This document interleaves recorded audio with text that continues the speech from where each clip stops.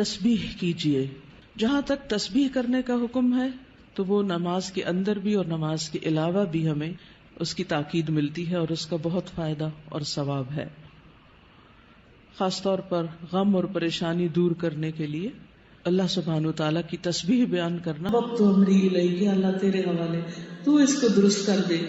وَأَلْجَأْتُ ظَهْرِي إِلَيْكَ، اور میں نے اپنی پشت تیری طرف پناہ کے لیے یعنی کہ تیرے شیلٹر میں دی. رغبتاً و رہبتاً، رغبت رکھتے ہوئے بھی اور ڈرتے ہوئے بھی. لا ملجا ولا منجا منک الا الیک، کوئی ملجا و ماوا نہیں، کوئی ٹھکانہ نہیں، کوئی شیلٹر نہیں مگر تیرے ہی پاس. آمنت بکتابک الذی انزلت، میں تیری نازل کردہ کتاب پر ایمان لے آیا.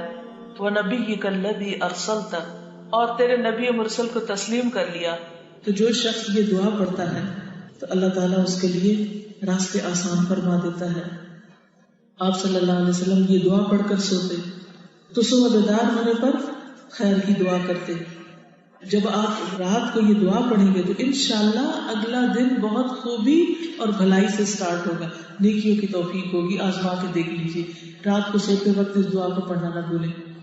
آپ یہ بھی کر سکتے کہ چھوٹے سائز کا اس کو چھپوا لیں اور اس کو اپنے بیڈ سائڈ کے پاس چپکا لیں، یا اس کا کوئی اسٹیکر یا کوئی ڈیکوریشن پیس کی طرح کا لکھنے کے لیے، اور پھر ہر روز رات کو پڑھ کے سوئیے. اس کو میں دوبارہ پڑھ دیتی ہوں دعا کو.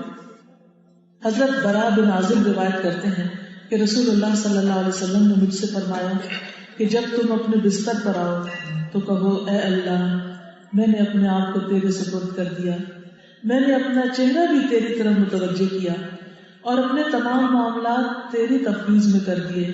میں نے اپنی پیٹھ کو تیری طرف جھکا دیا، تیری رغبت کرتے ہوئے یا تیرے عذاب سے ڈرتے ہوئے. تیرے علاوہ کوئی پناہ گاہ نہیں، نہ کوئی نجات گاہ ہے. میں تیری نازل کردہ کتاب پر ایمان لے آیا اور تیرے نبی مرسل کو تسلیم کر لیا.